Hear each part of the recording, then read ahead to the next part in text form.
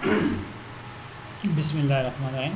अच्छा जनाब, testing of hypothesis के नेक्स्ट पार्ट की जानब जाते हैं। एक टॉपिक ऑलरेडी हम डिस्कस कर चुके हैं कि testing of hypothesis for population mean mu when sigma is known and sigma is unknown. दो केसेस हम ऑलरेडी डिस्कस कर चुके हैं। आगे जाते हैं जनाब, हमारे पास नेक्स्ट टॉपिक है testing of hypothesis for difference between population means μ1 minus μ2। तो इसमें देखिए जनाब, टेस्टिंग ऑफ हाइपोथेसिस है for difference between population means μ1 minus μ2।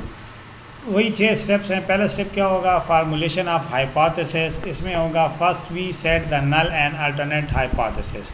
हम पहले अपना नल और अल्टरनेट हाइपोथेसिस सेट करेंगे। तो देखिए हमारे पास नल का क्या होगा कि μ1 minus μ2 is equal to del naught. Del naught का मतलब है कोई स्पेसिफिक न्यूमेरिकल वैल्यू होगी या ज़ीरो या कोई नंबर होगा 5, 2, 0.2 इस तरह कोई नंबर होगा।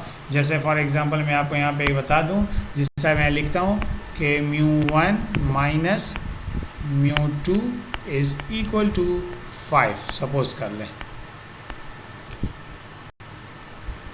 या μ1 माइनस μ2 इज़ इक्वल टू 10।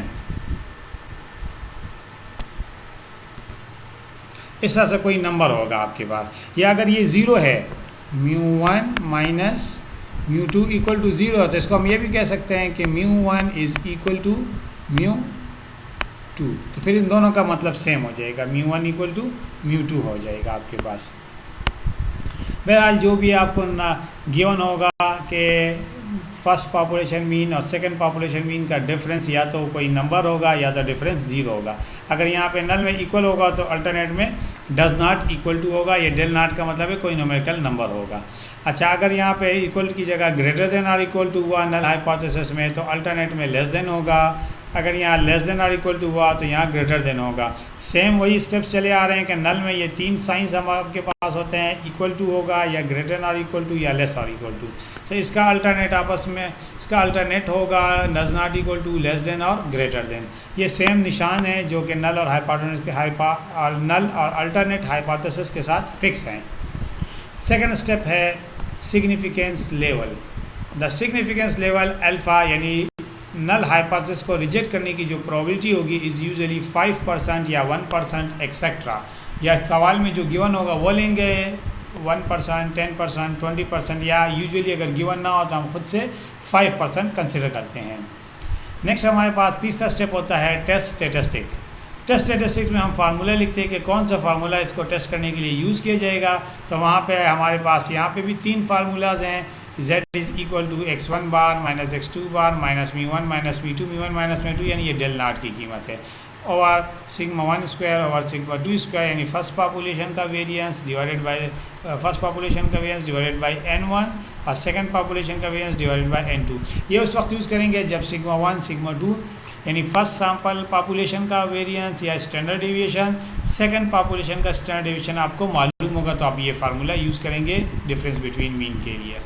जब ये सिग्मा 1 सिग्मा 2 अननोन होगा तो फिर सैम्पल साइज़ हम देखेंगे कि सैम्पल साइज़ ग्रेटर देन 30 है, तब जा कर के हम ये सिग्मा को रिप्लेस कर देंगे एस के ज़रिए, यही सिग्मा हो जाएगा। लेकिन सैम्पल की पॉपुलेशन की बजाय सैम्पल का स्टैंडर्ड डेविएशन या सैम्पल का वेरिएंस हम यूज़ करेंगे। लेकिन कब यूज़ करेंगे? जब ये ग्रेटर देन 30 होगा तब हम ये यूज़ करेंगे।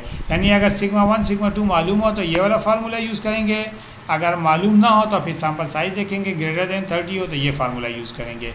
अगर ग्रेटर ये टी का फार्मूला होता है, अगर लेस देन 30 हुआ तो फिर टी का फार्मूला है t is equal to x1 bar minus x2 bar minus μ1 minus μ2 over s1 square over s2 square n1 n2, where sigma 1 when sigma 1 sigma 2 is no unknown. जब ये unknown हो आपके पास और n1 n2 आपके पास less than 30 हो, जब ये unknown हो और n1 n2 आपके पास 30 होगा तब हम इसको यूज़ करेंगे। अच्छा, तीसरे स्टेप में तो हमारे पास 1 सैम्पल की तरह 2 सैम्पल में भी 3 केसेस आ गए हैं कि सिग्मा मालूम होगा तो z यूज़ करेंगे, सिग्मा मालूम ना हो और ग्रेटर देन 30 हो तो भी z है, और सिग्मा मालूम ना हो और लेस देन 30 है सैम्पल साइज 30 यूज़ करेंगे। चौथा स्टेप है कंपोटेशन। कंप्यूटेशन में क्या करेंगे, तीसरे स्टेप में जो फार्मूला लिखा है उसको कैलकुलेट करेंगे, चौथे स्टेप में कैलकुलेट करके हम फीड कर लेंगे, यानी उसको वैल्यू को फाइंड कर लेंगे। पांचवा स्टेप क्रिटिकल रीजन होता है। क्रिटिकल रीजन आपको पता है कि always depends on alternate hypothesis, and alternate hypothesis में हमारे पास 3 केसेस होते हैं generally, does not equal to, less than और ग्रेटर देन। तो अगर डज नॉट इक्वल टू है तो उसी तरह से 2 टेल टेस्ट होगा आपके पास कि लेफ्ट पे भी -z∝/2 और राइट पे भी +z∝/2, अल्फा बाई ये z∝/2 हम टेबल से फाइंड करेंगे जैसे पिछले सवालों में हम फाइंड करते चले आ रहे थे। अच्छा, यहाँ पे देखें अगर 2 टेल होता है तो क्रिटिकल रीजन दोनों साइड पे डिवाइड हो जाता है, इसलिए α/2 इधर भी और इधर भी लिखा है। और अगर लेस देन होता है यानी लेफ्ट टेल होगा तो लेफ्ट टेल पे सिर्फ 1 साइडेड होता है तो इसलिए -z∝ होगा, और ग्रेटर देन में राइट साइड होगा तो +z∝ होगा। ये वही पिछले वाले सवालों की तरह है। छठा स्टेप है कंक्लूजन। कंक्लूजन सेम है कि हम इस स्टेप में हम लिखेंगे कि हम नल हाइपोथेसिस को या एक्सेप्ट कर रहे हैं या रिजेक्ट कर रहे हैं। किस पे कैसे चेक करेंगे, जो चौथा स्टेप में हम लोगों ने कैलकुलेट किया है उसको 5वें स्टेप के ग्राफ में देखेंगे। अगर वो रेड एरिया पे आ रहा है, शेडेड एरिया पे आ रहा है तो हम रिजेक्ट कर देंगे, और वाइट एरिया पे आ रहा है, एक्सेप्टेंस रीजन पे आ रहा है तो हम उसको एक्सेप्ट कर लेंगे। इस पर आप जब न्यूमेरिकल क्वेश्चंस करेंगे तो आपको ज़्यादा क्लियर हो जाएगा।